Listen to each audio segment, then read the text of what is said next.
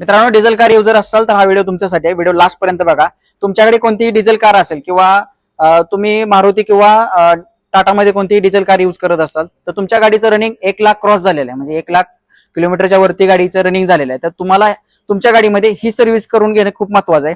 मित्रांनो, ही सर्व्हिस जर तुम्ही तुमच्या गाडी बरोबर करून घेतली तर तुम्हाला पुढचे 1,00,000 किलोमीटर पर्यंत कोणताही मेंटेनन्स म्हणजे मेजर मेंटेनन्स येणार नाहीत.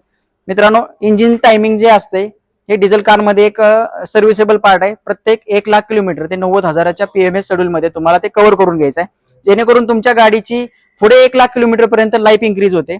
इंजिनचं टायमिंग म्हणजे काही जर क्रँकशाफ्ट मधून येणारी जी काय टॉर्क असतो तो कॅम्पशाफ्टला पुश करण्यासाठी, म्हणजे इंजिन वर्किंगचा प्रोसेस आहे. म्हणजे जे काही इंटरनल स्ट्रोक असतात हे सगळ्या त्या टायमिंग किट वरती किंवा टायमिंग च्या पार्ट वरती डिपेंड असते. मित्रांनो, त्या गोष्टी तुम्हाला टाइम टू टाइम रिप्लेस करून घ्यायच्यात.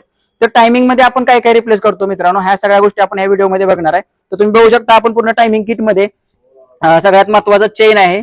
टायमिंग चेन आपण रिप्लेस करत असतो. ह्या चेनची लेंथ वाढल्यामुळे टायमिंग करून घ्यायचं असते. रनिंग मध्ये जर ही चेन तुटली तर गाडीमध्ये बऱ्यापैकी काम निघू शकतं, म्हणजे इंजिनचं काम पण निघू शकतं.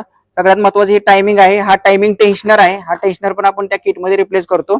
अशा प्रकारचे 2 गाईड येतात मित्रांनो. हे 2 गाईड आपण रिप्लेस करतो. त्याचबरोबर सगळ्यात महत्वाचं वॉटर पंप पण आपण रिप्लेस करत असतोय. हे टायमिंग किट मध्ये कव्हर करून घ्यायचा. 1,00,000 किलोमीटर ते 80,000 किलोमीटरला तुम्हाला वॉटर पंप रिप्लेस करून घ्यायचा आहे. त्याचबरोबर ऑइल पंप पॅकिंग पण रिप्लेस करत असतोय. काय काय वेळेस काय होतं की ऑइल पंप पॅकिंग मधून ऑइल लिकेज होण्याचे चान्सेस असतात.